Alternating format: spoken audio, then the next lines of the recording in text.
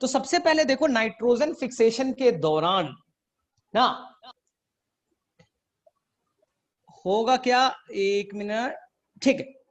Nitrogen fixation के दौरान कैसे एक राइजोबियम नाम का बैक्टीरिया, मैंने बोला ना कि हमें पढ़ना है बेटा कैसे एक बैक्टीरिया जिसका नाम राइजोबियम है वो नाइट्रोजन फिक्सेशन करेगा। तो मैंने आपको बोला है कि एटमॉस्फेयर में बेटा जो नाइट्रोजन है ना वो ट्रिपल बॉन्ड से जुटा है। एटमॉस्फेयर में जो नाइट्रोजन है बेटा वो ट्रिपल बॉन्ड से जुटा है। अगर आप देखोगे जो नाइट्रोजन होता है वो 78% जो नाइट्रोजन है एटमॉस्फेयर में वो कैसा है, वो डाई एटॉमिक फॉर्म में है। यानी कि जो नाइट्रोजन का मॉलिक्यूल है वो आपस में ट्रिपल बॉन्ड से जुटे हैं। और इस ट्रिपल बॉन्ड को तोड़ना बेटा इतना आसान नहीं। कोई भी बेटा बैक्टीरिया, कोई भी प्लांट, कोई भी एनिमल, कोई भी फंगस इस ट्रिपल बॉन्ड को, कोई भी बेटा प्रोटिस्टा किंगडम इस ट्रिपल बॉन्ड को नहीं तोड़ सकता। मैंने पिछले क्लास में भी बताया था कि कोई भी बेटा ऑर्गेनिज्म, कोई भी प्लांट इसे नहीं तोड़ सकता है इस ट्रिपल बॉन्ड को। इस ट्रिपल बॉन्ड को तोड़ने का कैपेसिटी केवल और केवल एक्सक्लूसिव क्राइटेरिया, इस ट्रिपल बॉन्ड को केवल और केवल मोनेरा किंगडम के कुछ मेंबर ब्रेक कर सकते हैं। जो मोनेरा किंगडम के मेंबर हैं वो बेटा उसके कुछ मेंबर, सारे मेंबर नहीं। मैंने पिछले क्लास में बताया था कि मोनेरा किंगडम के सारे मेंबर ट्रिपल बॉन्ड को एन और एन, जो डायटोमिक नाइट्रोजन है उसके ट्रिपल बॉन्ड को नहीं तोड़ सकते। केवल बेटा याद क्या रखना है, फ्यू मोनेरा किंगडम। अगर क्वेश्चन आया कौन सा किंगडम तोड़ेगा, आंसर बेटा ओनली मोनेरा किंगडम। और मोनेरा किंगडम के सारे मेंबर नहीं, फ्यू मेंबर। ठीक है, तो थोड़ा लैग करेगा क्योंकि अभी यहाँ बारिश का माहौल बन रहा है, बारिश हो रही है बाहर में, तो थोड़ा सा आवाज थोड़ा सा लैग करेगा। ठीक है, मैं रुक जाऊंगा जब आवाज लैग करेगा। सेकेंड चीज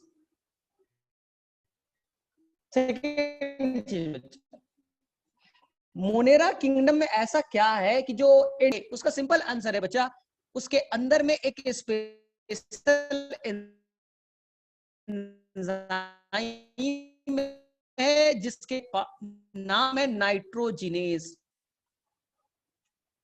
एजेटोबैक्टर कैसे कर लेता है, एनाबेना कैसे कर लेता है नाइट्रोजन फिक्सेशन, ऐसा क्या खासियत है? तो उसका सिंपल आंसर है कि उस मोनेरा किंगडम के मेंबर में एक एंजाइम पाया जाता है नाइट्रोजिनेज। इसी को डिटेल से हम लोग पढ़ने वाले। ये जो कहानी है एनसीईआरटी में पूरा फिगर के फॉर्म में दे रखा है, इसी कहानी को हम लोग डिटेल से पढ़ेंगे ना। देखते एनसीईआरटी में काफी डिटेल से दे रखा है और हम लोग इस डिटेल को पढ़ने की कोशिश करते हैं। देखिए ध्यान से, ध्यान से एनसीईआरटी में देखोगे आप फिगर बनाओ, मैं पेज नंबर देखने की कोशिश करूं तो एनसीईआरटी में आप देखिएगा पेज नंबर 203, 203 पेज नंबर पे 4 फिगर बने हुए। सबसे पहले देखिए आपने लेग्यूम प्लांट के रूट का फिगर बनाया। हमने लेग्यूम प्लांट लिया और उसका बेटा हमने बना दिया, लेग्यूम जो प्लांट है उसका मैंने बना दिया एनाटॉमी ऑफ रूट। ये रूट का एपिडर्मिस है, ये रूट का एपिडर्मिस है, ध्यान से सुनिए, ये रूट का एपिडर्मिस है। इस एपिडर्मिस से, ध्यान से देखिए, इस एपिडर्मिस से ओरिजिनेट होगा बेटा रूट हेयर। आपको बताया है कि जो रूट हेयर होता है कुछ अलग नहीं है, वो नया सेल नहीं है, वो क्या है, इसी एपिडर्मिस का एक्सटेंशन को कहते हैं हम लोग root hair. This is the root hair. Epidermis के सभी सेल में रूट हेयर नहीं पाया जाता। कैसा नेचर होता है, ये होता है एक सेल का बना है। एक्चुअली में तो ये बेटा सेल ही नहीं, रूट हेयर तो एक्चुअली में एपिडर्मिस का एक्सटेंशन है। एपिडर्मिस अपने आप को एक्सटेंड करके क्या बना लेगा, रूट हेयर। ठीक है, स्टेम में पाया जाता है। जब स्टेम में पाया जाएगा हेयर लाइक प्रोजेक्शन, नाम बताइए, आपने एनाटॉमी पढ़ा होगा, तो स्टेम में हेयर लाइक प्रोजेक्शन पाए जाते हैं जिसे आप स्टेम हेयर कहते हैं। बताइए उसका नाम क्या होता है? The stem hair is known as, किसी बच्चे को मालूम है? तो उसे ट्राइकोम्स कहते हैं। हाँ करेक्ट, उसे ट्राइकोम्स कहते हैं। ठीक है, लेकिन मृणाल ट्राइकोम्स मल्टी सेलुलर होता है, मल्टी सेलुलर होता है, एनसीईआरटी का वर्ड है। अब देखिए इपिडर्मिस के अंदर में मिलेगा मल्टी लेयर्ड कॉर्टेक्स। कॉर्टेक्स के जो सेल होते हैं वो लूजली अरेंज होते हैं, और सेकंड जो कॉर्टेक्स के सेल है वो मल्टी लेयर्ड है, मल्टी लेयर्ड है, मल्टी लेयर्ड है। याद रखिए यहां पास ये कॉर्टेक्स का सेल है, मल्टी लेयर्ड। कॉर्टेक्स का जो सबसे लास्ट लेयर है, जो कॉर्टेक्स का सबसे लास्ट लेयर है इसे कहते हैं इंडोडर्मिस। कॉर्टेक्स का जो सबसे लास्ट लेयर है इसे कहते हैं endodermis. The last layer of cortex is called endodermis, जिसके सेल वॉल में मैंने बेटा थिक बना दिया, कॉम्पैक्टली अरेंज्ड। अगर आप एनसीईआरटी को देखिएगा, क्लास 11th के एनसीईआरटी को, तो एनसीईआरटी ने लिखा है बेटा वह सेल कैसे होते, बैरल शेप्ड का होता है, डमरू नुमा।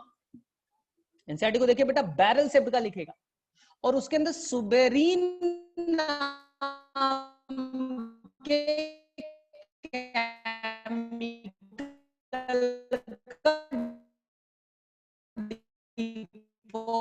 डिपोजिशन होता है एक स्ट्रिप के फॉर्म में, जिसे कहते हैं कैस्पेरिन।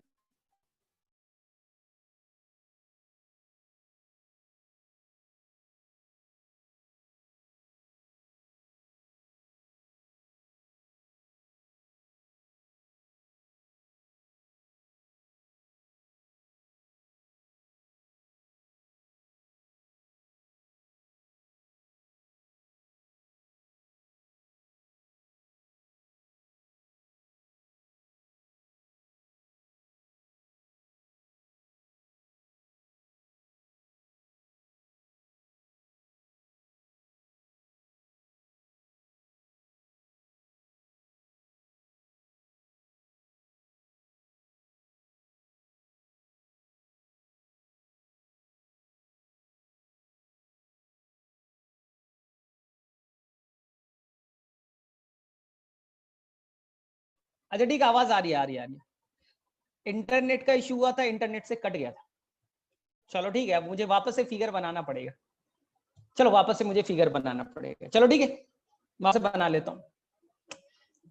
तो फटाफट देखो, सबसे पहले मैंने बोला कि लेग्यूम प्लांट का हम लोग रूट का एनाटॉमी बना रहे हैं।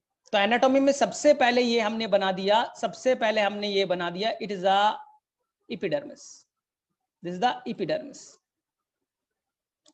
इपिडर्मिस के कुछ सेल से ओरिजिनेट होगा, इपिडर्मिस के कुछ सेल से ओरिजिनेट होगा, it is called the root hair.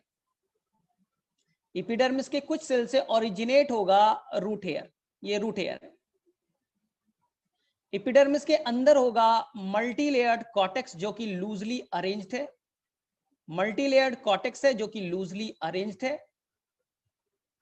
और कॉर्टेक्स का जो सबसे लास्ट लेयर है, सबसे लास्ट लेयर है, इसे कहते हैं इंडोडर्मिस। इंडोडर्मिस जो बैरल शेप्ड का होता है, उसमें कैस्पेरिन स्ट्रिप पाया जाता है। And inner one is a pericycle, inner one उसके अंदर में होता है पेरिसाइकल। ठीक, अब ध्यान से सुनना, कहानी क्या है, स्टेप वाइज एकदम चल रही। सबसे पहले यहां पर देखिए, ये ग्रीन वाला जो है ये आपका राइजोबियम बैक्टीरिया है, ये राइजोबियम बैक्टीरिया मिट्टी में। Step number one, step number one, the root will release some chemical. जो रूट है वो कुछ केमिकल्स रिलीज करेगा, जिस केमिकल के चलते बैक्टीरिया रूट के तरफ अट्रैक्ट होगा। अभी राइजोबियम बैक्टीरिया मिट्टी में बिखरा हुआ है, अलग अलग जगह पे पाया जा रहा है ना, मिट्टी में अलग अलग जगह पे। तो वो रूट जो है कुछ केमिकल को रिलीज करेगा, इस केमिकल के चलते जो राइजोबियम बैक्टीरिया है रूट के तरफ अट्रैक्ट होगा। बोले सर कौन सा केमिकल है? इस केमिकल के अंदर में पाए जा सकते हैं एमाइनो एसिड, या इस केमिकल में हो सकता है शुगर, शुगर, या इस केमिकल के फॉर्म में पाया जाता है फ्लेवोनॉइड्स। ठीक है, प्लांट यानी रूट पार्ट कुछ केमिकल रिलीज कर रहा है, इस केमिकल के थ्रू राइजोबियम रूट के तरफ अट्रैक्ट होगा, इसलिए राइजोबियम रूट के तरफ आएगा और यहां पास अपने आप को मल्टीप्लाई करेगा, अपना कॉलोनी बनाना स्टार्ट करेगा। Rule rhizobium will attract towards the root, they will divide and they will form the colony. तो बैक्टीरिया का केमिकल के थ्रू अट्रैक्ट होना, इसी को कहते हैं कीमोटैक्टिक, इसी को कहते हैं हम लोग chemotactic. What is the chemotactic? ध्यान से सुनो, जो राइजोबियम बैक्टीरिया है वो केमिकल के थ्रू अट्रैक्ट हो रहा है, केमिकल है उसके तरफ अट्रैक्ट हो रहा है, इसी को कहते हैं कीमोटैक्टिक मूवमेंट। राइजोबियम नाम का बैक्टीरिया केमिकल के तरफ अट्रैक्ट हुआ, वहां गया, देखो ना सिंपल समझो, वहां क्या है, शुगर है यानी खाने का चीज है, एमाइनो एसिड है खाने का चीज है। अब क्या होगा, उस फूड को खाने के चक्कर में अपने कॉपीज बनाएगा, अपने आप को मल्टीप्लाई करेगा। तो शुगर क्या है, फूड है, बैक्टीरिया गया उसे खाने की कोशिश कर रहा है, एमाइनो एसिड गया खाने की कोशिश कर रहा है, फूड मिल रहा है तो डिवाइड करना स्टार्ट कर दिया। सेकेंड फिगर एनसीईआरटी का तुम देखोगे तो ये बड़ा इंपॉर्टेंट है। सेकेंड फिगर, ये एपिडर्मिस वापस से बनाना पड़ेगा। This is the cortex, loosely arranged होता है कॉर्टेक्स, याद रखिएगा लूजली अरेंज्ड होता है, और ट्रांसपोर्ट में मैं पढ़ाऊंगा इसी लूज जो अरेंज, जो स्पेस है खाली जगह है, पानी उसी से मूव करता है, इसी को आप कहते हैं एपोप्लास्ट। जब आपको मैं बताऊंगा नेक्स्ट क्लास में ट्रांसपोर्ट जब स्टार्ट करेंगे तो एपोप्लास्ट और सिम्प्लास्ट दो तरीके में बताऊंगा। और ये है इंडोडर्मिस, और इंडोडर्मिस के अंदर है बच्चा pericycle, this is the pericycle. आपके थोड़े इंफॉर्मेशन के लिए बता दूं, पेरीसाइकिल हमारे एनाटॉमी जो चैप्टर है वो बोलता है बेटा, जो पेरीसाइकिल है वो लैटरल रूट बनाता है, जो पेरीसाइकिल है बच्चा वो लैटरल रूट का फॉर्मेशन करता है। लैटरल रूट क्या है मैं थोड़ी देर में एक्सप्लेन करूंगा आपको, फिलहाल अपने टॉपिक पे हूं। यहां देखिए क्या हुआ, ये रूट हेयर, बैक्टीरिया ग्रीन वाला रूट के तरफ अट्रैक्ट हुआ, वहां बेटा कॉलोनी बनाना स्टार्ट कर दिया, कॉलोनी बनाना स्टार्ट किया, बैक्टीरिया रूट हेयर के तरफ ग्रो किया, मल्टीप्लाई किया, कॉलोनी बना रहे। अब ध्यान से सुनना, कुछ राइजोबियम बैक्टीरिया जाकर के रूट हेयर से अटैच हो जाएंगे, कुछ राइजोबियम बैक्टीरिया रूट हेयर से जाके अटैच हो जाएगा। देखिए अटैच करा के दिखा रहा हूं, कुछ राइजोबियम बैक्टीरिया रूट से अटैच हो गया। बोले सर क्यों अटैच हुआ, ये समझिए। राइजोबियम बैक्टीरिया के पास में एक फैक्टर है, ये बेटा नाम याद रख लीजिए, नॉड फैक्टर। राइजोबियम बैक्टीरिया के पास में एक फैक्टर है जिसका नाम है नॉड फैक्टर। बोले सर कहां से आया नॉड फैक्टर? क्योंकि राइजोबियम के पास में एक जीन है जिसका नाम है NOD, nod gene. Nod gene है इसलिए उसने बनाया नॉड फैक्टर, नॉड जीन है उसने बनाया नॉड फैक्टर। अब नॉड फैक्टर के हेल्प से वो रूट हेयर को अटैच कर गया। लेकिन कहा जाता है, आपके एनसीईआरटी में नहीं है, लेकिन आप जो जैसे आप असाइनमेंट को फॉलो करोगे, स्टडी मटेरियल को जो फॉलो करोगे उसमें मिलेगा ये वर्ड।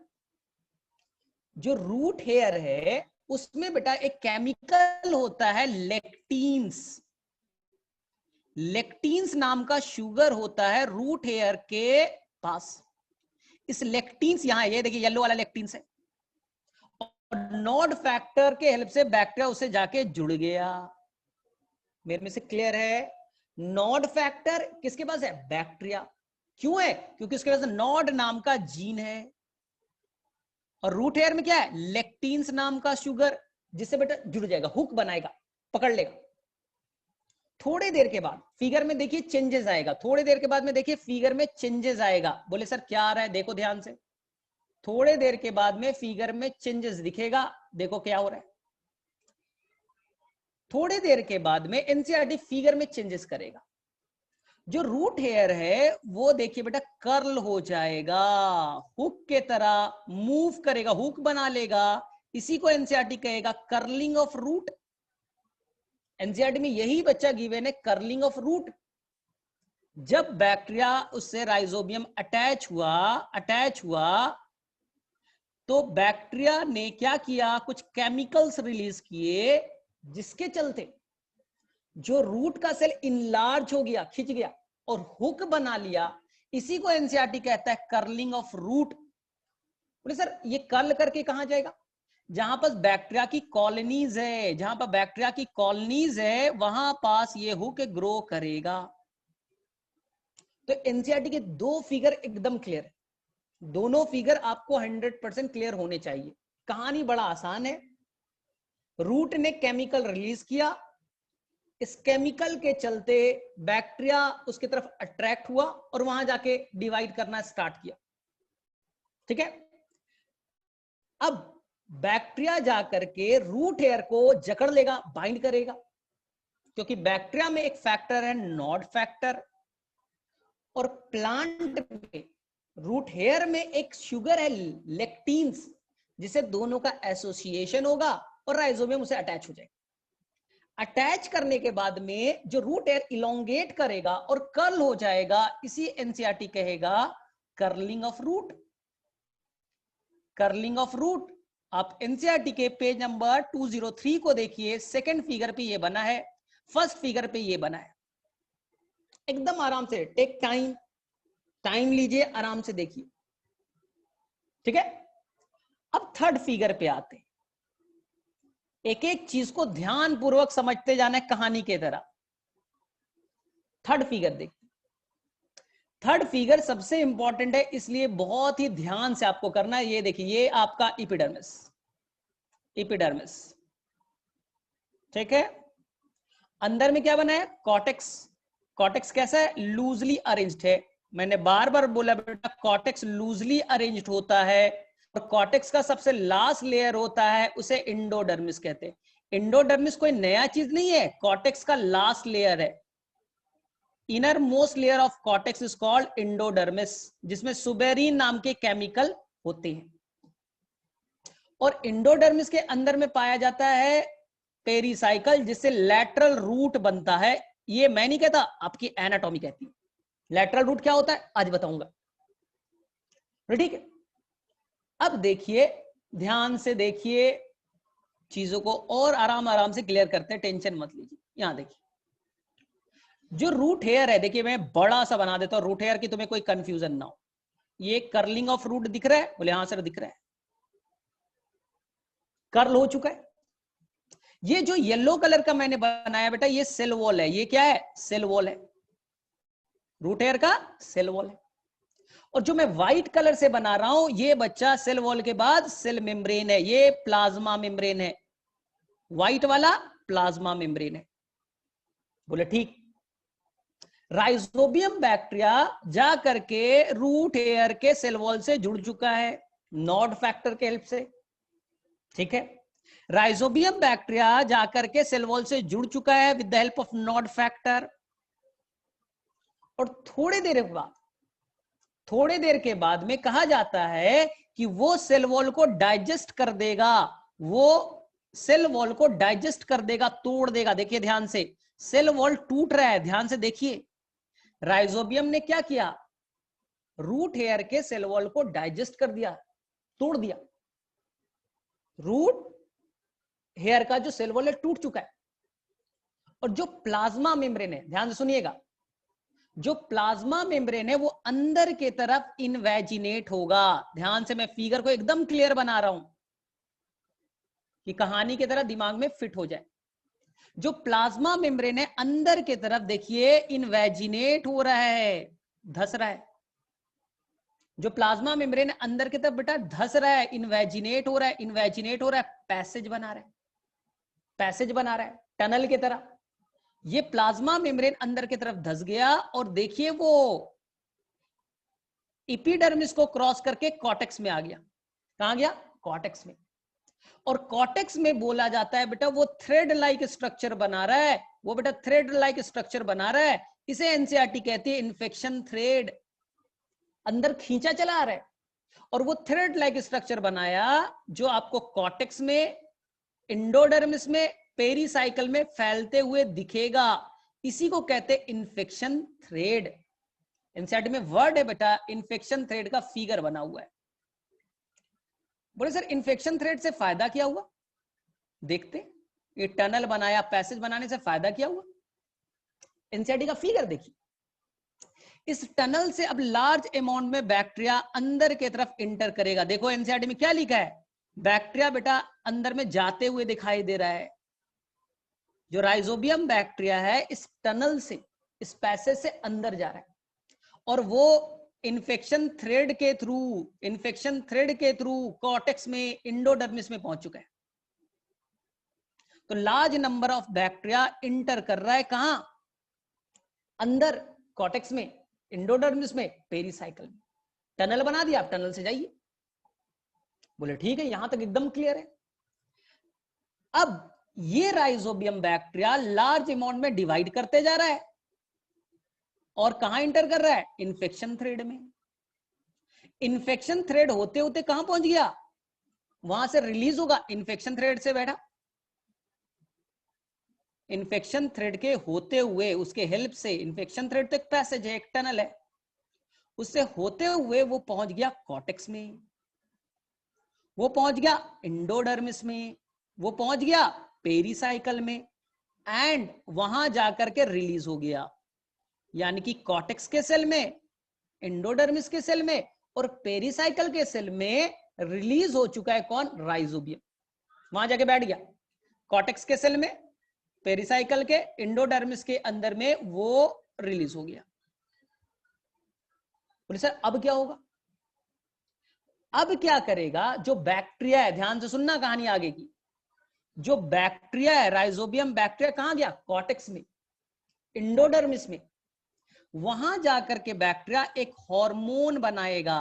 बैक्टीरिया जो है, राइजोबियम बैक्टीरिया कॉर्टेक्स में आ गया, इंडोडर्मिस में आ गया, पेरीसाइकल में आ गया, वहां जाकर के एक हार्मोन बनाएगा साइटोकाइनिन।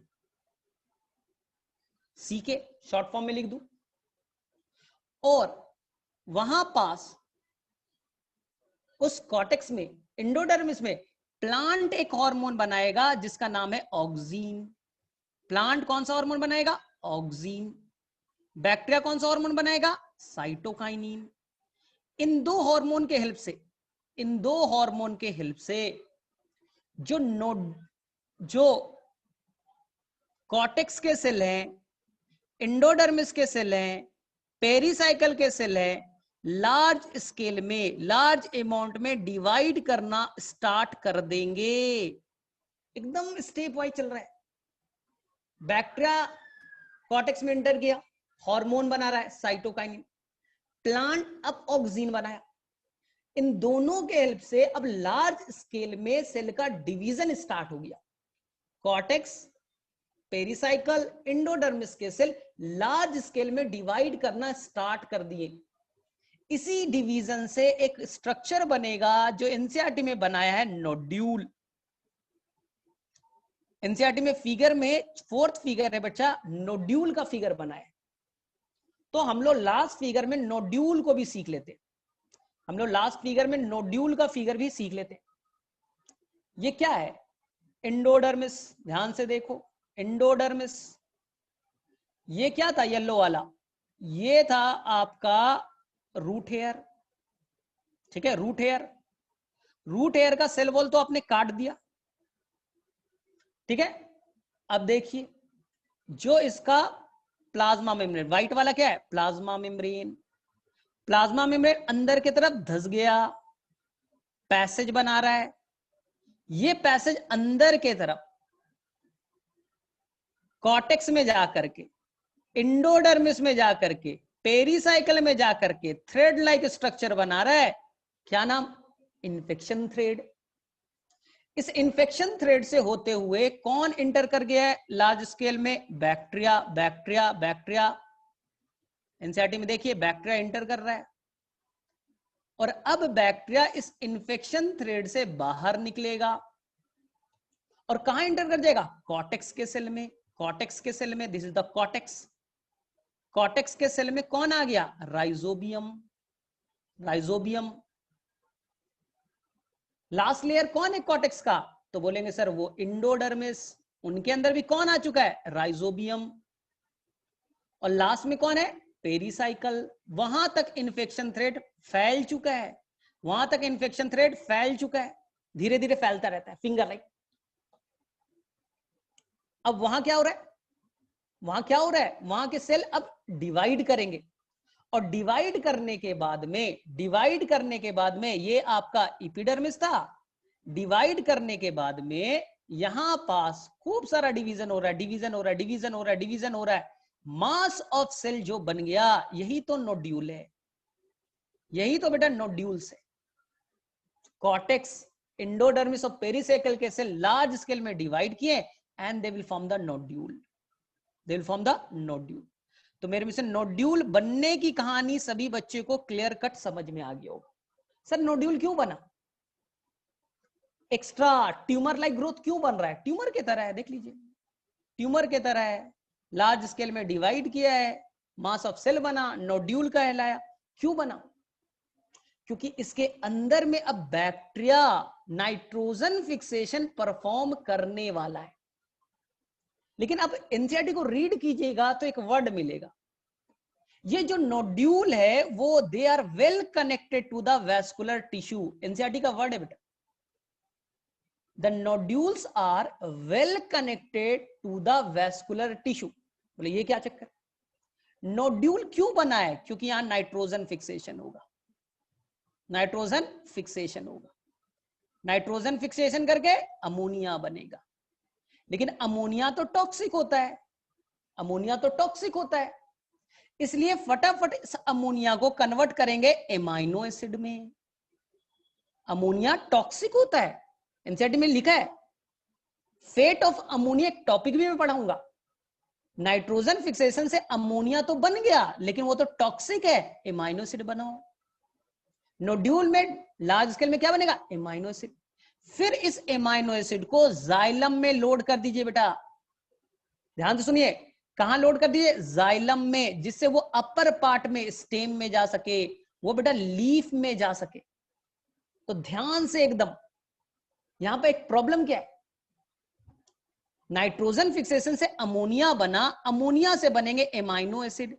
एमाइनो एसिड तो ऑर्गेनिक कंपाउंड है, एमाइनो एसिड ऑर्गेनिक है, और ऑर्गेनिक कंपाउंड बेटा जाइलम से जा रहा है। ये बेटा अजूबा चीज है, ये बेटा अजूबा चीज है, क्योंकि तुम्हें बचपन से सिखाया गया है जाइलम से इनऑर्गेनिक सब्सटेंस जाता है, जाइलम से इनऑर्गेनिक सब्सटेंस जाता है। लेकिन मैं बोल रहा हूं जाइलम से ऑर्गेनिक भी जाता है। एनसीईआरटी ट्रांसपोर्ट इन प्लांट में ये कहता है, ध्यान से सुनना, अभी मैं रीड करूंगा कि most of the nitrogen plant के अंदर में, जो मैक्सिमम नाइट्रोजन है वो ऑर्गेनिक फॉर्म में होते हैं, और वो जाइलम से ट्रेवल करते हैं। तो अपने दिमाग से कचड़ा निकाल दो कि जाइलम से इनऑर्गेनिक जाएगा, नहीं, जाइलम से बेटा ऑर्गेनिक जा रहा है। नाइट्रोजन ऑर्गेनिक फॉर्म में ही जाता है।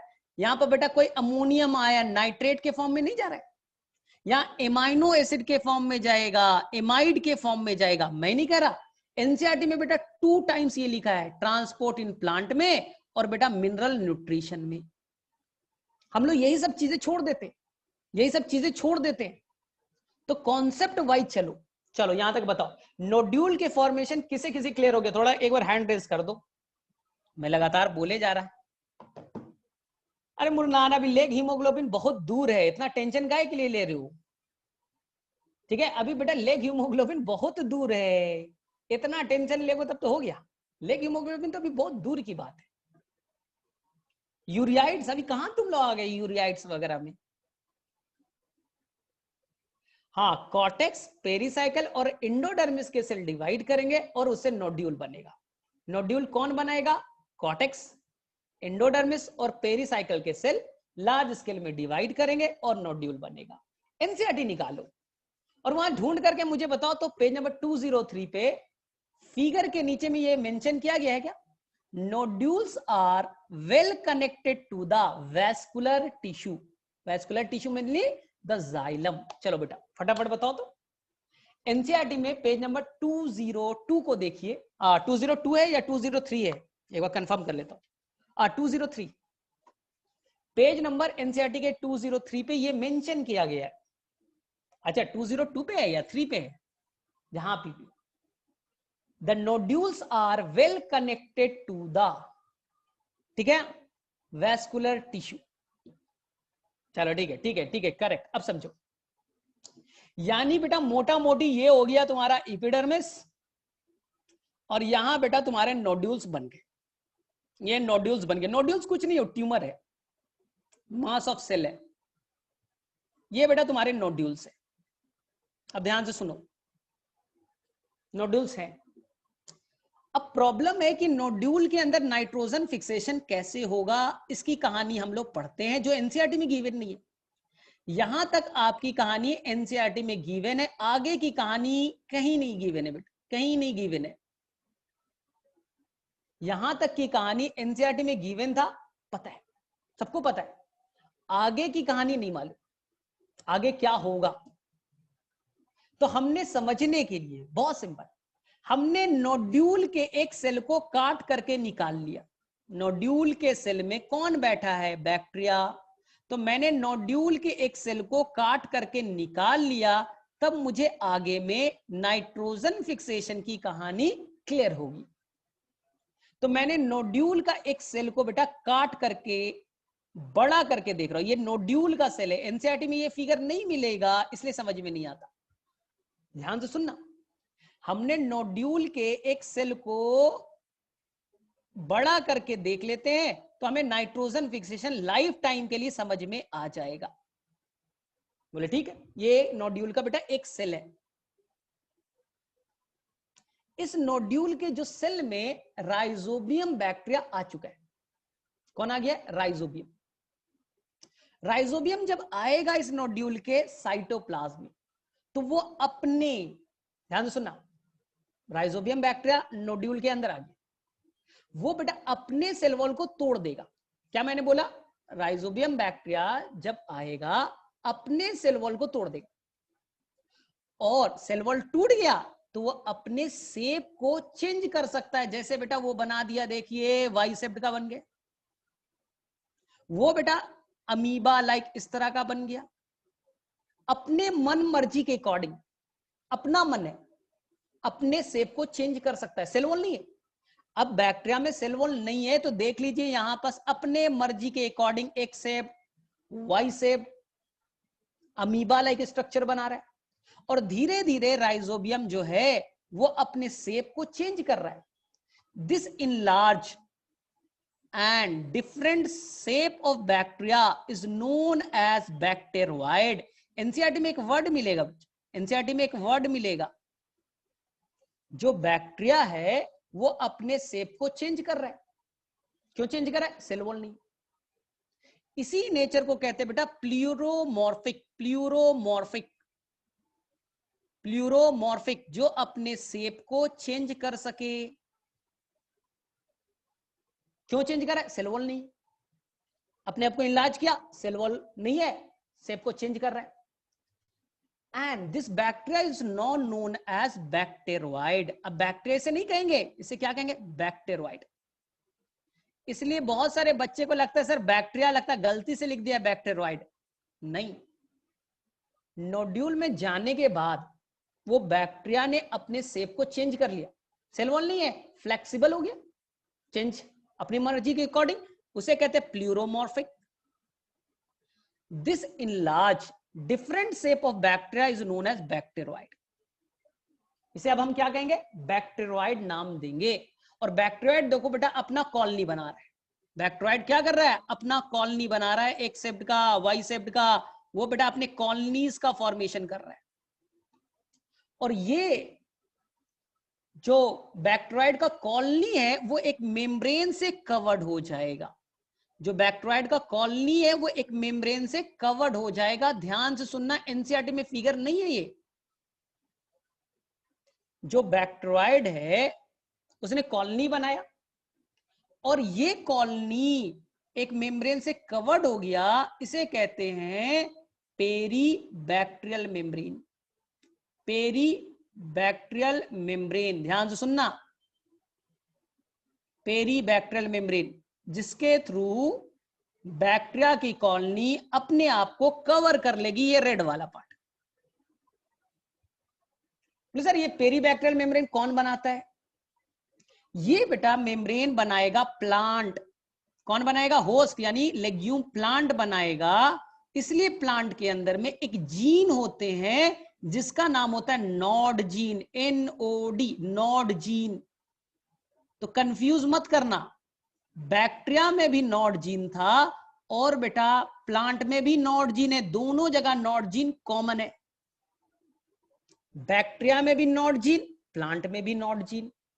बैक्टीरिया में नॉड जीन नॉड फैक्टर बनाता था जिससे वो रूट हेयर से जुड़ सके। प्लांट के अंदर में जो नॉड जीन है उससे पेरीबैक्टीरियल मेम्ब्रेन का फॉर्मेशन किया जाएगा। पेरीबैक्टीरियल मेम्ब्रेन का फॉर्मेशन किसके हेल्प से किया जाएगा? नॉड जीन के हेल्प से। हाँ, तो नॉड जीन दोनों जगह है, बैक्टीरिया में भी है और बेटा प्लांट में भी है, ये चीज ध्यान दीजिएगा। फिर भी तुम्हें कोई कंफ्यूजन ना हो, मैं लास्ट फिगर को बहुत अच्छे से कंक्लूड कर देता हूं, पूरे फिगर को कंक्लूड कर देता हूं। हमने ये नोड्यूल का एक सेल वापस से बना देता हूं, ये नोड्यूल का एक सेल है, ठीक है, नोड्यूल का एक सेल। इस सेल के साइटोप्लाज्म में बैक्टीरिया इंटर करेगा, सेल वॉल को तोड़ेगा और वो डिफरेंट शेप वाला बैक्टीरिया चेंज हो जाएगा, वो डिफरेंट शेप में कन्वर्ट हो जाएगा ना, and they will form the colony, they will form the colony, but a colony के फॉर्म में आ जाएगा। This special bacteria is now known as bacteroid. This special bacteria is now known as bacteroid. Clear? बोले हाँ. And this colony is well covered by the peribacterial membrane. लिख देता हूं, किससे कवर्ड हुआ है? पेरीबैक्टीरियल मेम्ब्रेन से। पेरीबैक्टीरियल मेम्ब्रेन से, जो प्लांट ने बनाया है। प्लांट के अंदर में एक जीन है, इस जीन का नाम है nod gene, NOD, nod gene. Nod gene plant में भी होता है और बैक्टीरिया में भी होता है, ध्यान दीजिएगा, ठीक है। लेकिन ऐसे ऐसे ढेर सारी कॉलोनीज के साइटोप्लाज्म में होते हैं, ढेर सारी कॉलोनी बेटा साइटोप्लाज्म में होती है, कोई एक कॉलोनी नहीं है, ढेर सारी कॉलोनी है बैक्टीरियोइड की। बैक्टीरियोइड की ढेर सारी कॉलोनी यहां पाई जाएगी, बैक्टीरियोइड की ढेर सारी कॉलोनी यहां पाई जाएगी, ढेर सारी कॉलोनी पाई जा रही है, डिफरेंट शेप। बोले ठीक है सर। अब इतना ड्रामा हो गया, अब मुद्दे पे हो, सीधा सीधी बात। प्लांट बोल रहा है देखो भैया तुम्हें जो रिक्वायरमेंट था मैंने दे दिया, रहने के लिए जगह चाहिए था, लो, फूड चाहिए, फूड भी दूंगा, अब मेरा काम करो नाइट्रोजन फिक्सेशन। ए बैक्टीरियोइड, अब तुम बेटा जितना ड्रामा करना था कर लिया, अब बेटा मेरा नाइट्रोजन फिक्सेशन तुम करो, N2 पकड़ो, ठीक है, और उसे अमोनिया में कन्वर्ट कर दो। बैक्टीरिया बोलेगा ठीक है, तुमने इतने मेरे लिए किया है, रहने के लिए जगह दे रहे हो, खाना भी दे रहे हो, अब एक ही तुम्हारा मोटो है कि बेटा नाइट्रोजन फिक्सेशन कर दो, N2 को पकड़ो, अमोनिया में कन्वर्ट कर दो। बोले ठीक है करते हैं। तो इस बैक्टीरियोइड के अंदर में एंजाइम है जिसका नाम है नाइट्रोजिनेस, जिससे वो नाइट्रोजन फिक्सेशन करेगा। इस बैक्टीरियोइड के अंदर में एक एंजाइम है नाइट्रोजिनेस, बना दे रहा हूं, व्हाइट कलर का देख लीजिए, व्हाइट कलर का नाइट्रोजिनेस है, जिसके हेल्प से वो नाइट्रोजन फिक्सेशन करेगा। लेकिन बैक्टीरिया को बेटा अपने तरफ से एक और डिमांड है, लास्ट डिमांड। जो बैक्टीरियोइड है ना, जो डिफरेंट शेप वाला राइजोबियम बैक्टीरिया को बैक्टीरियोइड कह दिया, उसे बेटा एक ही डिमांड है, एक ही डिमांड है। बोले क्या डिमांड है भाई? कि नाइट्रोजिनेज बेटा तभी काम करेगा जब सराउंडिंग एनवायरनमेंट में ऑक्सीजन एब्सेंट होगा। तो बोलता है मेरा जो एंजाइम है बेटा बड़ा ठसक वाला है, highly sensitive, NCERT word use कर बेटा, हाईली सेंसिटिव है। अगर इन्वायरमेंट में आसपास सराउंडिंग में ऑक्सीजन होगा तो ये नाइट्रोजिनेस फंक्शन नहीं करेगा, हाईली सेंसिटिव टुवर्ड्स ऑक्सीजन। यहां ऑक्सीजन है, सेल है तो ऑक्सीजन तो होगा ना, साइटोप्लाज्म में ऑक्सीजन होगा। जब तक ये ऑक्सीजन मौजूद होगा बैक्टीरिया नाइट्रोजन फिक्सेशन नहीं करेगा। Reason, in presence of oxygen, अगर सराउंडिंग में ऑक्सीजन है नाइट्रोजिनेस फंक्शन नहीं करता है, highly sensitive towards oxygen, oxygen है काम नहीं करेगी। तो नाइट्रोजिनेस को बेटा एक ही प्रॉब्लम है, ये बेटा सेंसिटिव है टुवर्ड्स ऑक्सीजन। सेंसिटिव मतलब उसके प्रेजेंस में काम नहीं करेगा, डर लगता है। तो बैक्टीरिया बोला ऐसा कीजिए, आसपास से ऑक्सीजन हटा लीजिए, सिंपल सी कहानी, ऑक्सीजन रहेगा मैं काम नहीं करूंगा। बोले यार बड़ा गजब का आदमी हो भाई। बोले मैं क्या करूं, एंजाइम नहीं काम करता है। ऐसा कीजिए ऑक्सीजन को हटा लीजिए। तो प्लांट बोलेगा ऑक्सीजन कैसे हटेगा, प्लांट बोलेगा ऑक्सीजन कैसे हटा सकते भाई, साइटोप्लाज्म से ऑक्सीजन कैसे हटा ले। तो बात बनेगी बेटा कि प्लांट और बैक्टीरिया मिलकर के एक समझौता करेंगे, प्लांट और बैक्टीरिया मिलकर के एक समझौता कर रहे हैं, सिम्बायोटिक रिलेशन है ना, तो दोनों मिल करके बेटा एक समझौता कर रहे हैं। बोले क्या समझौता है भाई, हम और तुम मिल करके एक पिगमेंट बनाते, इस पिगमेंट का नाम है लेग हीमोग्लोबिन। बेटा दोनों के एसोसिएशन से बन रहा है, ध्यान देना, दोनों के एसोसिएशन से बन रहा है, ध्यान देना। लेग हीमोग्लोबिन का हीम पार्ट यानी आयरन वाला पार्ट, हीम वाला पार्ट, आयरन वाला पार्ट प्लांट बनाएगा, और जो ग्लोबिन पार्ट है, प्रोटीन वाला पार्ट है, प्रोटीन वाला पार्ट है वो बेटा मैंने उल्टा बोल दिया, जो हीम वाला पार्ट है वो बैक्टीरिया बनाएगा, और जो ग्लोबिन वाला पार्ट है वो बेटा प्लांट बनाएगा। रिपीट कर दे रहा हूं, ठीक है। जो आयरन वाला पार्ट है, हीम वाला पार्ट है वो बेटा बनाएगा बैक्टीरिया, और जो ग्लोबिन प्रोटीन वाला पार्ट है, P for protein, P for plant, याद रहेगा हमेशा लाइफ टाइम के लिए, वो प्लांट बनेगा। दोनों के एसोसिएशन से बनेंगे। बोले सर ये लेग हीमोग्लोबिन होता क्या, जैसे तुम्हारे ब्लड में हीमोग्लोबिन होता है, लेग्यूम के रूट में, लेग्यूमिनस प्लांट के रूट में हीमोग्लोबिन बना, इसलिए नाम पड़ा लेग हीमोग्लोबिन। लेग का और कोई मतलब नहीं, जैसे तुम्हारे अंदर हीमोग्लोबिन है, लेग्यूम प्लांट के रूट में नोड्यूल में हीमोग्लोबिन बना, इसलिए नाम पड़ा लेग हीमोग्लोबिन। बोले ठीक है, अच्छी बात है। अब देखिए ध्यान से, अब हमने बनाना स्टार्ट किया ये रेड कलर का बच्चा लेग हीमोग्लोबिन। रेड क्यों है, क्योंकि आपको मालूम है जो हीमोग्लोबिन होता है वो रेड कलर का ही होता है। अब पूरे साइटोप्लाज्म में ढेर सारे बनने लगे लेग हीमोग्लोबिन। काम क्या है, पूरे साइटोप्लाज्म में लेग हीमोग्लोबिन बनना स्टार्ट हो गया। लेग हीमोग्लोबिन का काम है ऑक्सीजन को पकड़ो बाहर फेंको, ऑक्सीजन को पकड़ो बाहर फेंको, ऑक्सीजन पकड़ो बाहर फेंको, सिंपल कहानी है। ऑक्सीजन को रिमूव कीजिए, ऑक्सीजन कैरियर है, एनसीईआरटी कहता है ऑक्सीजन स्कैवेंजर, एनसीईआरटी इसके लिए वर्ड यूज करता है। लेग हीमोग्लोबिन ऑक्सीजन कैरियर है, मैं तो कहता बेटा ऑक्सीजन की सफाई करने वाला है, सफाई करने वाले को कहते हैं बेटा स्कैवेंजर, पूरी तरह से सफाई कर देना, ऑक्सीजन स्कैवेंजर। पूरी तरह से ऑक्सीजन खत्म हो गया, अगर पूरी तरह से ऑक्सीजन अब खत्म हो गया तो नोड्यूल का सेल बेटा अब हो गया एनेरोबिक। पहले एरोबिक था, अब हो गया बेटा एनेरोबिक। अब यहां ऑक्सीजन नहीं है, एनेरोबिक कहने का मतलब यहां ऑक्सीजन की कमी हो गई, -O2 हो गया, एनएरोबिक कंडीशन में आ गए, एनएरोबिक कंडीशन में आ गए, हटा दिया ऑक्सीजन।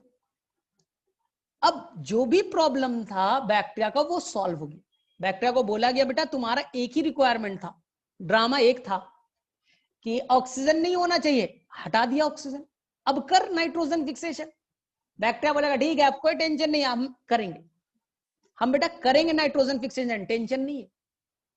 तो अब बैक्टीरिया बेटा अपना डेवलप किया क्या, एंजाइम जिसका नाम है बच्चा नाइट्रोजिनेज। नाइट्रोजिनेज, ध्यान से सुनिएगा बच्चा, नाइट्रोजिनेज। सर ये नाइट्रोजिनेज कहां से बनेगा सर?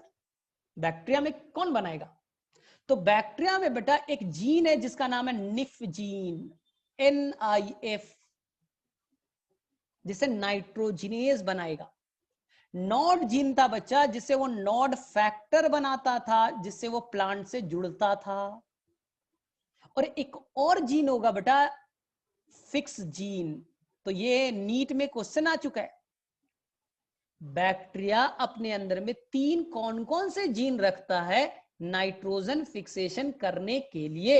आपका आंसर होगा nod, nif and fix. Nod, nif and fix. Fix में अभी मत जाइए। नॉड पता है ना, नॉड फैक्टर बनाएगा रूट से जुड़ने के लिए। निफ नाइट्रोजिनेज की एक्टिविटी के लिए। फिक्स, फिक्सेशन कुछ लग रहा है ना। लेकिन बेटा अगर क्वेश्चन आ गया प्लांट में कौन सा जीन होगा, तो आप आंसर केवल दीजिएगा कि प्लांट में बेटा केवल और केवल नॉड जीन होगा। तो कंफ्यूज नहीं करना है अपने मन से, निफ फिक्स भी कर दिया याद आ गया तो। प्लांट में केवल नॉड जीन है, जबकि बैक्टीरिया में नॉड भी है, निफ भी है, फिक्स भी है। बोले ठीक है। नाइट्रोजिनेस कैसा होता है सर देखने में? एंजाइम है। नाइट्रोजिनेस की कहानी थोड़ा सा बता देता हूं क्योंकि इंपॉर्टेंट है ना। नाइट्रोजिनेस की अगर बनावट देखोगे तो यहां देखो, नाइट्रोजिनेस बेटा 2 पार्ट से बना है। एक बड़ा पार्ट एल लार्जर, एक छोटा पार्ट स्मॉलर। नाइट्रोजिनेस 2 पार्ट से बना है, एक बड़ा पार्ट लार्जर, एक छोटा part smaller. They have the 2 parts. जो लार्जर पार्ट है बच्चा वो बना है मोलिब्डेनम और आयरन से। अगर क्वेश्चन पूछा जाए मेनली आंसर कीजिएगा बेटा मोलिब्डेनम, क्योंकि एनसीईआरटी आपकी केवल बेटा मोलिब्डेनम पे ज्यादा जोर देती है। अगर क्वेश्चन में आ गया लार्जर पार्ट किससे बना है? दोनों से बेटा, मोलिब्डेनम और आयरन दोनों से। लेकिन एनसीईआरटी देखिएगा आयरन का नाम नहीं लेता, मोलिब्डेनम पे ज्यादा जोर देता है। स्मॉलर पार्ट बेटा केवल बना है आयरन से। केवल बेटा किससे बना है? आयरन से। जो लार्जर पार्ट है वो टेट्रामर के फॉर्म में, यानी MOFE के बेटा 4 यूनिट है टेट्रामर। और जो स्मॉलर पार्ट है वो बच्चा है डाइमर के फॉर्म में। डाइमर के फॉर्म में, ठीक है, नहीं दिया एनसीईआरटी में लेकिन थोड़ा पढ़ लीजिए। जो लार्जर पार्ट है उससे, एंजाइम है ना, तो लार्जर पार्ट है, ठीक है, उससे बेटा जुटेगा सबस्ट्रेट यानी N2। लार्जर पार्ट से सबस्ट्रेट जुड़ जाएगा N2। और जो छोटा पार्ट है उससे बेटा जुटेगा ATP। याद रखिएगा, nitrogen fixation is highly active process, they required ATP। They required ATP, वो बेटा एक्टिव प्रोसेस है, याद रखिएगा। Nitrogen fixation highly active process है, फ्री में नहीं होता। ATP चाहिए। ATP कहां से जुटेगा? नाइट्रोजिनेस के छोटे पार्ट से, ठीक है। सबस्ट्रेट कहां से जुटेगा? लार्जर पार्ट से। एनसीईआरटी बेटा 3 जगह लिखती है मोलिब्डेनम के बारे में। अगर आपके पास एनसीईआरटी है, थोड़ा सा टिक आउट कर लीजिए। अगर आपके पास एनसीईआरटी है, एनसीईआरटी निकालिए और 3 जगह पे गिवन है। सबसे पहले पेज नंबर 196 को देखिए और वहां देखो बेटा, ढूंढ करके बताइए। पेज नंबर 196 दिया है, दिया है बच्चा। वहां पास क्या दे रखा है? मोलिब्डेनम के बारे में जरूर दे रखा होगा। Molybdenum of nitrogenase during nitrogen fixation. Nitrogen fixation के लिए एंजाइम नाइट्रोजिनेज, और नाइट्रोजिनेज को बनाने के लिए मोलिब्डेनम इस। एनसीईआरटी ने आयरन का नाम नहीं लिया। अगर बोला MOFE दोनों होता है, मेनली बेटा पूछा जाए तो मोलिब्डेनम बोल देना। सेकेंड, पेज नंबर 198 को देखो। पेज नंबर 198 को देखो, वहां लिखता है it is a component of several enzyme including nitrogenase. Molybdenum का दूसरा काम है कई सारे एंजाइम को बनाने में। देखो लिखा है it is a component. Component है बेटा, उसका पार्ट है। Of several enzyme including nitrogenous, और पिछले क्लास में बताया था नाइट्रेट रिडक्टेज का भी पार्ट है, दोनों का पार्ट है। ये दो जगह हो गया। तीसरा अगर आपने देखा है बच्चा पेज नंबर 202, पेज नंबर 202 वहां दिया है बेटा, nitrogenase is made up of MO and FE. Option में अगर बेटा दोनों हो एमओ करके आइएगा, दोनों है तो अच्छी बात है, दोनों है तो अच्छी बात है। एनसीईआरटी में लिखा है, क्या लिखा है? The enzyme nitrogenase is a MOFE protein that catalyse the conversion of atmospheric nitrogen to ammonia. तो देखो ना, एनसीईआरटी इतना बेवकूफ थोड़ी है। अगर मोलिब्डेनम बेटा 3 बार दिया है तो बेटा इंपॉर्टेंट तो होगा, इंपॉर्टेंट तो होगा। 196 पे भी है, 198 पे भी है, 202 पे भी है, इसलिए ये बहुत इंपॉर्टेंट है। चलो ठीक है, तो मेरे में से यहां तक की कहानी सभी को क्लियर है, बहुत ही आसान सी कहानी है। और आगे की कहानी जो इस बार नीट के पेपर में आया, आप लोगों ने गलती किया, और यहां पर थोड़ा सा मैं तलहा की कहानी सुना दूंगा जब कंप्लीट करूंगा, कि बेटा कितना कंसंट्रेशन की पढ़ाई चाहिए। और तुम लोगों को लगता है एक तो नया ड्रामा है सर, सिली मिस्टेक हो गया। सिली मिस्टेक मैं मानता ही नहीं हूं। तुम घर वाले को दिलासा दो, झूठ बोलो घर वालों को कि सिली मिस्टेक हो गया ना। ये बेटा सिली मिस्टेक नहीं, तुम्हें नहीं आता है तो तुम एक्सेप्ट क्यों नहीं करते? अपनी गलतियों को एक्सेप्ट करना सीखो। तुम्हें नहीं आता था, नहीं बना, जिसे आता था उसने बेटा 100% किया। जैसे मैं तलहा वाला बताऊंगा, यहां देखो, एनसीईआरटी बेटा नाइट्रोजिनेज का फिगर बनाया है।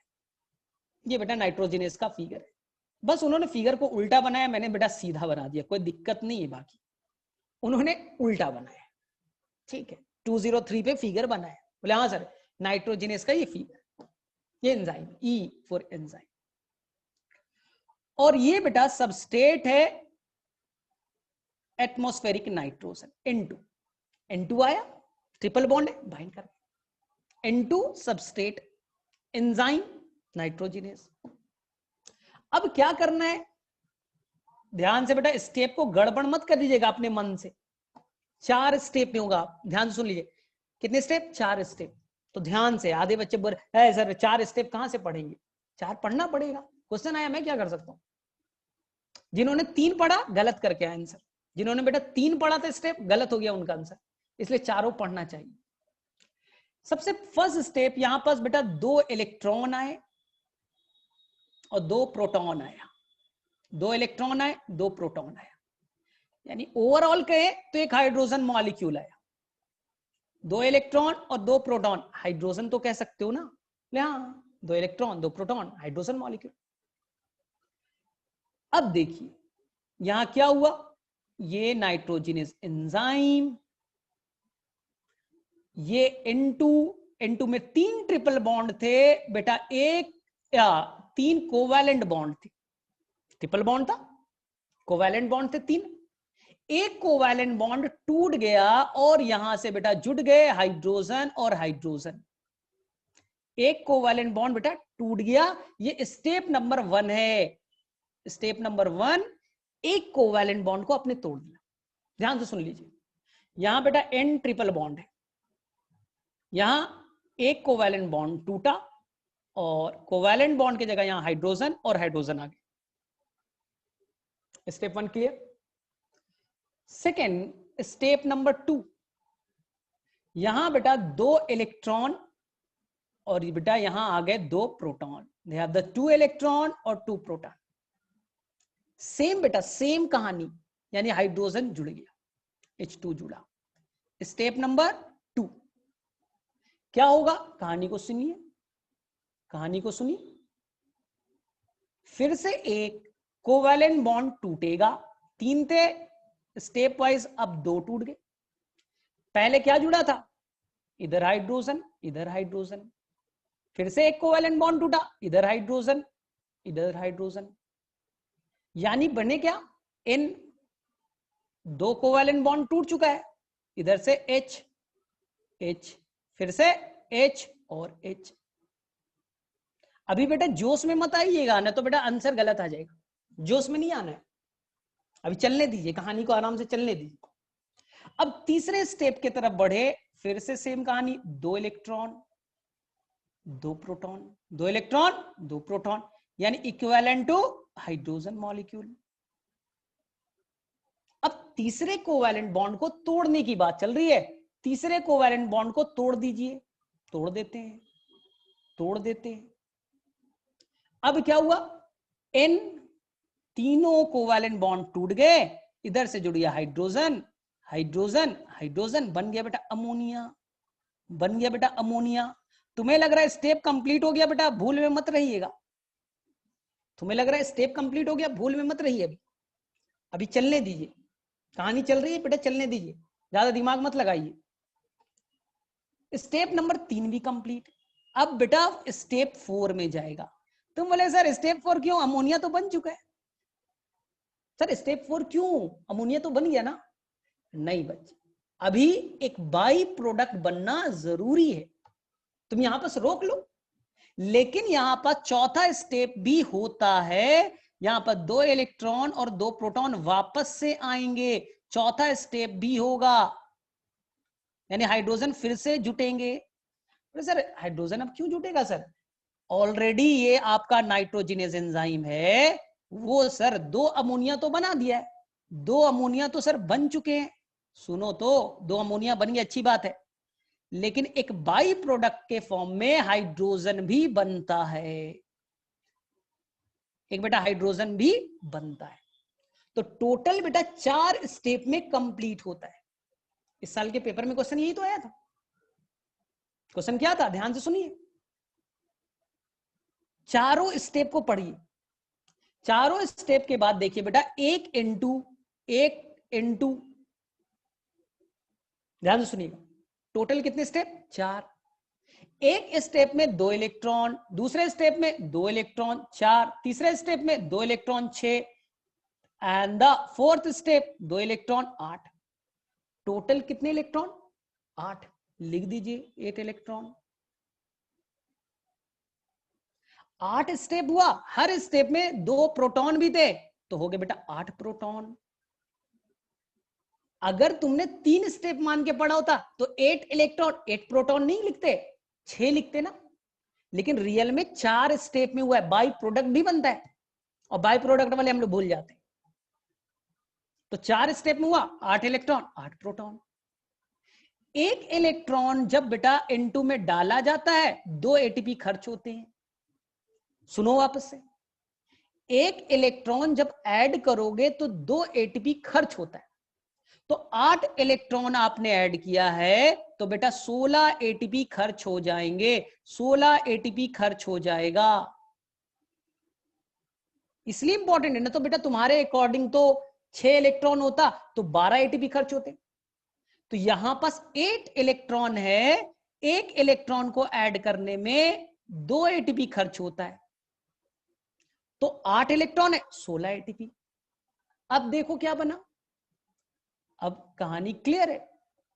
अब बेटा बन गए 2 molecule of ammonia, 2 molecule of ammonia, इस साल के पेपर में आया। लेकिन अमोनिया के अलावा बने हाइड्रोजन मॉलिक्यूल बाई प्रोडक्ट के फॉर्म में, इसके अलावा बना बेटा हाइड्रोजन मॉलिक्यूल बाई प्रोडक्ट के फॉर्म में, जो मैक्सिमम बच्चे ने लिखना छोड़ दिया। सबने लिखा N2 से अमोनिया बनता है, सबको आता है, तुम बेवकूफ हो। एनसीईआरटी में साफ लिखा है कि बेटा अमोनिया के अलावा वहां पास एनसीईआरटी में देखो हाइड्रोजन भी बना है, तुमने छोड़ा, तुम्हारी मार्क्स गए 5 नंबर। अगर सर सिली मिस्टेक हो गया, बट क्या सिली मिस्टेक, एनसीईआरटी का साफ लाइन है, हाइड्रोजन मॉलिक्यूल भी बनता है, अमोनिया बनता है, ये कौन नहीं मालूम है किसी। N2 से अमोनिया बन गया, बन गया। अब सोचो, अब 18 कितने एटीपी थे, 16 एटीपी। एटीपी टूटा तो 16 एडीपी बने, एडिनोसाइन डाइफॉस्फेट। एटीपी टूटता है तो क्या बनता है, एडिनोसाइन डाइफॉस्फेट, और बनेंगे 16 इनऑर्गेनिक फॉस्फेट, जिसे पीआई एनसीईआरटी लिखेगा। तो इक्वेशन में बेटा गड़बड़ मत कीजिएगा, इक्वेशन को वापस से सीख लीजिए, गड़बड़ नहीं कीजिएगा इक्वेशन में। इक्वेशन से हमेशा क्वेश्चन आता है और आप गड़बड़ करते हो। क्या बोला, एक मॉलिक्यूल ऑफ नाइट्रोजन कितने इलेक्ट्रॉन? 4 स्टेप में हुआ 8 इलेक्ट्रॉन, 4 स्टेप में हुआ 8 प्रोटॉन, और 1 इलेक्ट्रॉन डालने में 2 एटीपी, 8 इलेक्ट्रॉन डालने में 16 एटीपी। क्या बना बच्चा इससे? बोलिए क्या बना?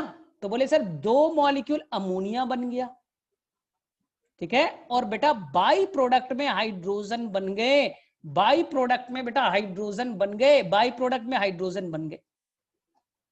अब 16 एटीपी टूटा, 16 एटीपी टूटे तो 16 बेटा एडीपी बना, एडिनोसाइन डाइफॉस्फेट, और 16 बेटा बन गए इनऑर्गेनिक फॉस्फेट, ठीक है। यही इक्वेशन गिवन है, यही इक्वेशन बेटा गिवन है, और इस साल इससे पेपर में क्वेश्चन आ गया, और बेटा ये बोला गया कि ये बेटा डिफिकल्ट क्वेश्चन था, बोला गया बेटा ये डिफिकल्ट क्वेश्चन था। अब देखो, तो मैंने सभी से बात की, रितिका से भी पूछा, ठीक है, तला से पूछा कि तुमने कैसे कर दिया भाई, इसमें तो सभी लोग ट्रैप हो गए, सभी बच्चे ने ऑप्शन बेटा केवल अमोनिया किया था, तुमने बेटा हाइड्रोजन भी क्यों किया? सभी बच्चे ने अमोनिया किया, अमोनिया तुम्हें भी करना था, तो तुमने हाइड्रोजन भी क्यों किया? बाई प्रोडक्ट वाला याद था तो पूछ लेना, मैं नहीं बोल रहा हूं, ये तलहा से पूछना, तलहा, ठीक है। उसने बोला सर कि जब आपने 2018 में मुझे एचसीसी में पढ़ाया था, हाँ ये बेटा तुम्हारा एक सीनियर ही था, हमदर्द में मैंने पढ़ाया था बेटा 2018 बैच में। तो सर बेटा जब आपने इक्वेशन लिखा था सर ना, तो आपने ये जो आपने बाई प्रोडक्ट हाइड्रोजन लिखा था ना, उसे रेड मार्क से कवर कर दिया था। मुझे क्या याद, मुझे थोड़ी ना याद है, मैं बताने के टाइम में बेटा इंपॉर्टेंट लगता है मैं घेर देता हूं। बोले सर मुझे याद था कि सर आपने रेड मार्क से लगाया था और बोला था कि ये बेटा बाई प्रोडक्ट बनाना जरूरी है, आधे बच्चे भूल जाते हैं ये बाई प्रोडक्ट बनाना, और यही क्वेश्चन आ गया तो मुझे स्ट्राइक करी, तो मैंने अमोनिया के अलावा हाइड्रोजन भी आंसर में कर दिए। बाकी रितिका ने गलत किया, बाकी बच्चों ने बेटा गलत किया, ठीक है। तो इसलिए बेटा इस लेवल की तैयारी होनी चाहिए। सेकंड, जो अगले साल पूछा जा सकता है, जो मुझे लग रहा है इंपॉर्टेंट है, अगले साल मुझे ये लग रहा है इंपॉर्टेंट है कि बेटा जो आपने N2 से कितना अमोनिया बनाया, 2NH3 बनाया। अगले साल अगर क्वेश्चन पूछ दे एक मॉलिक्यूल अमोनिया बनने में कितने एटीपी खर्च, अगर ये क्वेश्चन अगले साल पूछ दे एक मॉलिक्यूल बनने में कितने एटीपी खर्च, आप तो रट्टा मार के बैठ गए 16 एटीपी 16 एटीपी 16 एटीपी। सोचिए बच्चे, क्वेश्चन क्या पूछे, 2 मॉलिक्यूल नहीं पूछे, 1 मॉलिक्यूल पूछे, और आप बेटा मस्त रट्टा मार कर गए हो 16 एटीपी, और क्वेश्चन है 1 मॉलिक्यूल का आया बेटा तो 8 एटीपी करके आइएगा, बाद में मत मुझे बोलिएगा सर सिली मिस्टेक हो गया सर 2 मॉलिक्यूल नहीं दिखा था, मुझे लगा 2 मॉलिक्यूल, आंसर में 1 मॉलिक्यूल था। बेवकूफ हो, ये बेटा ये तुम्हारी बेवकूफी है ना, पढ़ने नहीं आता है 1 या 2, बोले सर सिली मिस्टेक क्या होता है, ठीक है।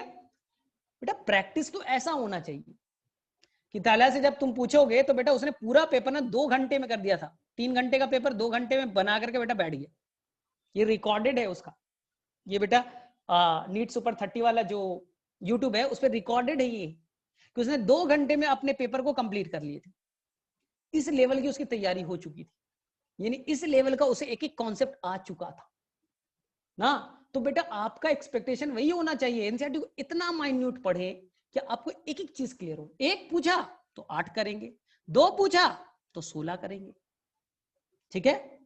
सेकेंड, नाइट्रोजन फिक्सेशन बेटा सिम्बायोटिक प्रोसेस है, बैक्टीरिया प्लांट मिलकर के कर रहे हैं ना, तो प्रॉब्लम ये है बच्चा, कौन है भाई कि सो के देख रही है ये, अब ऐसा ऐसा मैं क्या कर सकता हूं, यहां देखो ध्यान से, अब आराम से बेड पे सो करके देखिएगा, और अगले साल बोलिएगा सर सिली मिस्टेक हो गया तो मैं कुछ नहीं कर सकता, ठीक है। तो मेरा कोई जिम्मेदारी नहीं बनता कि बेटा तुम्हें डॉक्टर बनाने का। यहां देखो,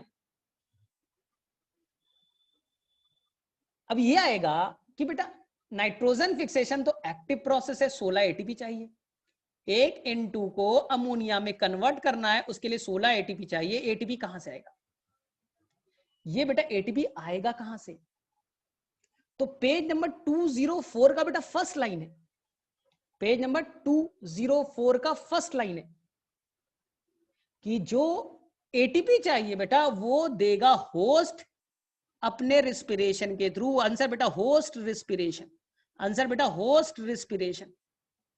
बैक्टीरिया थोड़ी देगा यार, बैक्टीरिया थोड़ी देगा, प्लांट को जरूरत है, प्लांट रिस्पिरेशन करेगा और ये 16 एटीपी प्रोवाइड करेगा।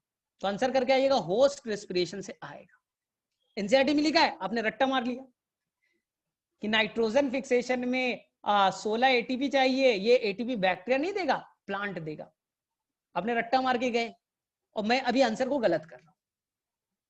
आपने क्या पढ़ा बेटा, नाइट्रोजन फिक्सेशन में जो 16 एटीपी आते हैं वो बेटा प्लांट देता है।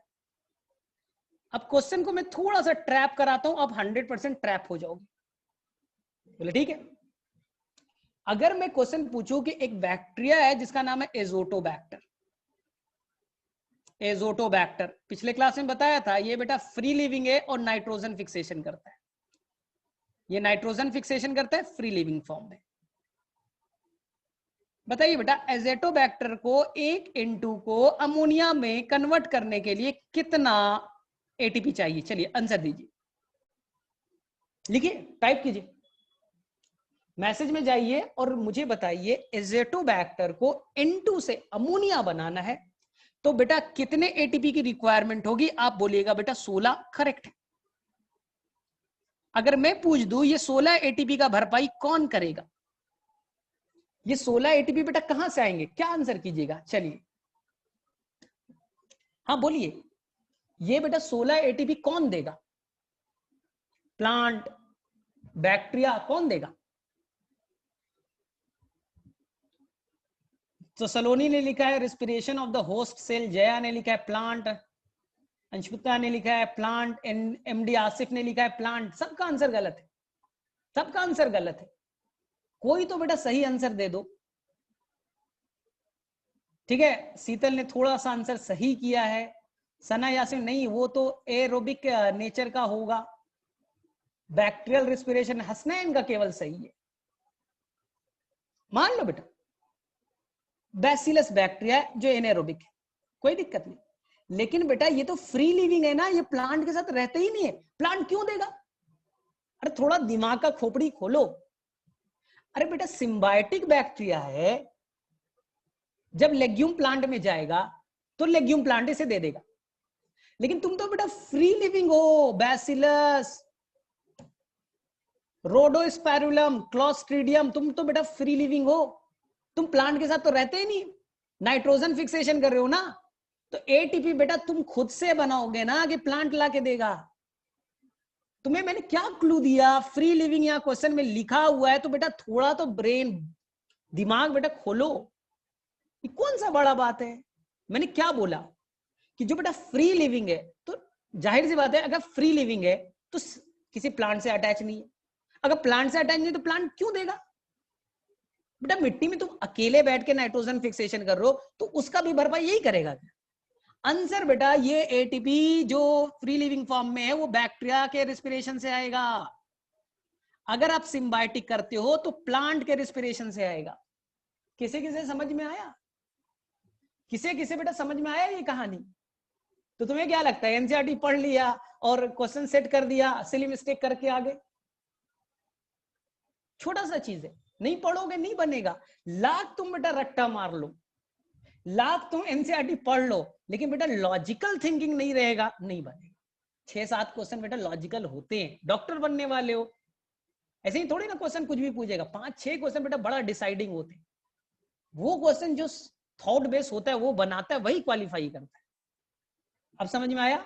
और जो तुम्हारा स्टडी मटेरियल है जो मैंने भेजा है उसमें साफ लिखा है बेटा, साफ लिखा है कि अगर फ्री लिविंग फॉर्म में है तो एटीपी खुद बैक्टीरिया बनाएगा, अगर सिम्बायोटिक है तो बेटा प्लांट देगा। ये उसमें लिखा है, एनसीईआरटी में नहीं लिखा है। लेकिन आप तो बेटा हाँ रट्टा सर, प्लांट रिस्पिरेशन तो लिखा था सर, होस्ट रिस्पिरेशन लो। अब दूसरा दिन आके माथा पीट लोगे, सर लगता है एनटीए वाले ने आंसर गलत दिया है, आकाश वाले का सर आंसर की में प्रॉब्लम है। बेटा प्रॉब्लम तुम में है, आंसर की में प्रॉब्लम नहीं है बेटा, प्रॉब्लम तुम में था। चलो ठीक है, एंड द लास्ट वन, ये सब ट्रैप किया जाता है, फंसाने के लिए क्वेश्चन होता है। मैंने बोला ना एनसीईआरटी लेवल का भी क्वेश्चन अगर बना दिया जाए ना तो ट्रैप करना कोई डिफिकल्ट काम नहीं है। चलो देखो ध्यान से। सेकेंड, एनसीईआरटी कहता है बेटा ये आपका लेग्यूम प्लांट, एक मिनट थोड़ा सही से बना दूंगी। यहां देखिए ये बेटा इपिडर्मिस, ये बेटा कॉर्टेक्स, ध्यान से सुनिएगा, कॉर्टेक्स, ठीक है, और ये बेटा रूट एयर। ध्यान से देखिए, जब तक बैक्टीरिया, ये बैक्टीरिया बेटा ग्रीन कलर का राइजोबियम है, जब तक बेटा ये मिट्टी में अकेले, ध्यान से सुनना, राइजोबियम बैक्टीरिया बेटा मिट्टी में अकेले है, फ्री लिविंग फॉर्म में। क्या है बेटा? फ्री लिविंग फॉर्म में है। तो ये बैक्टीरिया बेटा एरोबिक रिस्पिरेशन करना पसंद करता है। याद रखना, जब राइजोबियम नाम का बैक्टीरिया फ्री लिविंग फॉर्म में है, मिट्टी में अकेले है, ये एरोबिक रिस्पिरेशन करना पसंद करता है। कैसे बेटा? एरोबिक। अब सोचो, ये बैक्टीरिया बेटा एरोबिक रिस्पिरेशन कर रहा है, यानी ऑक्सीजन के प्रेजेंस में कर रहा है, ऑक्सीजन इसके बॉडी में अंदर जा रहा है, ऑक्सीजन अंदर जा रहा है। अगर एरोबिक है, ऑक्सीजन के प्रेजेंस में ये कर रहा है, तो क्या बेटा नाइट्रोजिनेस काम करेगा? बोले सर नाइट्रोजिनेस तो सेंसिटिव है सर ऑक्सीजन को लेकर के, तो ये बेटा नाइट्रोजिनेस काम नहीं करेगा। नाइट्रोजिनेस काम नहीं करेगा तो नाइट्रोजन फिक्सेशन नहीं होगा। तो जब तक बैक्टीरिया फ्री लिविंग फॉर्म में रहता है उसमें नाइट्रोजन फिक्सेशन नहीं होते। ये एनसीईआरटी कहती है बेटा। इट इज इंटरेस्टिंग दैट जब तक rhizobium bacteria free living form में मिट्टी में रहेगा वो नाइट्रोजन फिक्सेशन नहीं करता, क्योंकि वो एरोबिक नेचर है। एरोबिक है, क्यों एरोबिक है? एटीपी ज्यादा मिलेगा, 38 एटीपी मिलते हैं एरोबिक में, सभी को चाहता है एरोबिक करना। लेकिन जब ये राइजोबियम बैक्टीरिया नोड्यूल में इंटर कर जाएगा, नोड्यूल में इंटर कर जाएगा, दे विल स्विच, नोड्यूल के अंदर इंटर कर जाएगा तो वो अपने आप को स्विच करना पड़ेगा, क्योंकि नोड्यूल्स अंदर में कैसा एनेरोबिक है। नोड्यूल में जाकर के राइजोबियम अपने नेचर को स्विच कर लेगा एंड ये राइजोबियम बेटा नोड्यूल्स के अंदर हो जाएगा एनेरोबिक। बोले सर क्यों? सर क्यों? अगर अभी भी बेटा एरोबिक रहा, ऑक्सीजन का डिमांड करेगा, और ऑक्सीजन का जब डिमांड करेगा तो नाइट्रोजिनेस काम नहीं करेगा, और नाइट्रोजिनेस एक्टिव नहीं रह पाएगा। सोचिए बच्चा, इसलिए मजबूरी है कि बाहर रहो तो एरोबिक करना, और बेटा जब नोड्यूल्स के अंदर चले जाओ अपने आप को स्विच कर लो, क्योंकि अंदर में एनारोबिक कंडीशन क्रिएट किया गया। मर मत जाना, बोले सर हम तो एरोबिक है, तो बेटा वहां लेग हीमोग्लोबिन सारा ऑक्सीजन हटा देगा। ऑक्सीजन स्कैवेंजर कौन है? ऑक्सीजन स्कैवेंजर कौन है? तो बोले सर लेग हीमोग्लोबिन, उसने ऑक्सीजन हटा दिया तो बेटा अब एनारोबिक कंडीशन हो जाएगा, तब तो तुम मर जाओगे ना। इसलिए वो एरोबिक से अपने आप को स्विच कर लेता है एन एरोबिक कंडीशन में। ये एनसीईआरटी में लिखा है बच्चा, मैं पढ़ देता हूं, शायद तुम लोगों को नहीं मिला होगा, पेज नंबर 203 पे देख लो किसे किसे मिला। एनसीईआरटी लिखता है बेटा, it is interesting to note that these microbes lives as aerobes. ये माइक्रोब्स एरोबिक में रहना पसंद करते हैं अंडर फ्री लिविंग कंडीशन, यानी फ्री लिविंग कंडीशन में नाइट्रोजन फिक्सेशन नहीं होता है, where nitrogenase is not operation. समझ में आया? एरोबिक है, ऑक्सीजन लेगा, बॉडी में ऑक्सीजन जाएगा, नाइट्रोजिनेस इनएक्टिव हो जाएगा। But during nitrogen fixing event, जब वो नोड्यूल में इंटर करेगा, दे बिकम एनएरोबिक, वो एनएरोबिक में कन्वर्ट हो जाएगा। ठीक है? क्यों? दस प्रोटेक्टिंग द नाइट्रोजिनेस एंजाइम, क्योंकि उसे अपने नाइट्रोजिनेस को बेटा एंजाइम को प्रोटेक्ट करना है। अब ऑक्सीजन के प्रेजेंस में जिंदा नहीं रहेगा, नहीं मांगेगा ऑक्सीजन, क्योंकि ऑक्सीजन मांगेगा नाइट्रोजिनेस फिर से काम नहीं करेगा, तो अपने आप को स्विच कर लिया एनारोबिक कंडीशन में, बिना ऑक्सीजन का आप जिंदा रहेंगे क्योंकि नाइट्रोजिनेस फंक्शन कर सके। तो आप बताओ बेटा, ये आज का तुम्हारा पार्ट कंप्लीट हो गया। ठीक है? सर तो कोई भी aerobic bacteria free living condition में N2 फिक्सेशन नहीं कर पाते, एजोटोबैक्टर करता है, बिजरनिकिया करते हैं। उनके अंदर स्पेशल मैकेनिज्म होता है नाइट्रोजिनेज को प्रोटेक्ट करने के लिए।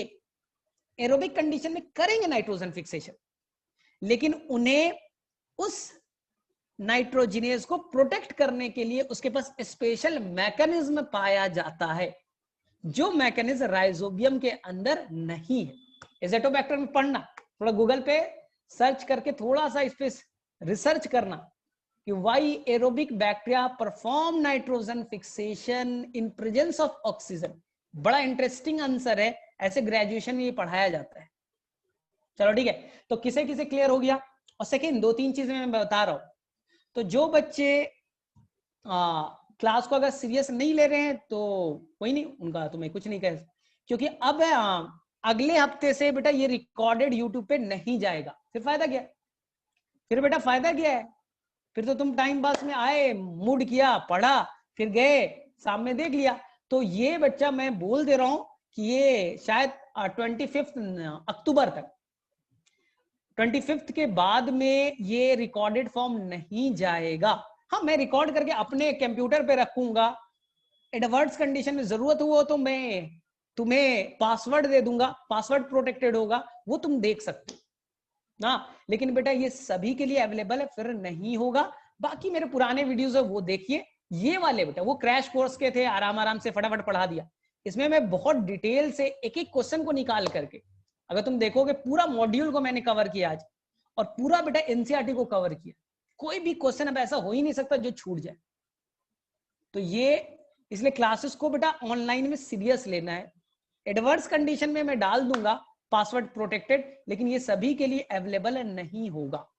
अभी है 1-2 चैप्टर तक करते हैं, उसके बाद में, क्योंकि आप बेटा तब तक सीरियस नहीं रहोगे, फिर लगेगा रिकॉर्डेड देख लेंगे, ये कर लेंगे, वो कर लेंगे। बहुत सारे बच्चे आते ही नहीं, क्योंकि रात में बेटा उन्हें मिल जाता है वीडियोस, तो फिर बेटा हमारा तो कबाड़ा उड़ जाएगा। एलेन का टेस्ट सीरीज कैसे ज्वाइन करते हैं? मेरे में से आसान है, अभी मत करो। हाँ एलेन, उसके टेस्ट सीरीज पे मैं थोड़ी सी बात कर लेता हूँ। देखो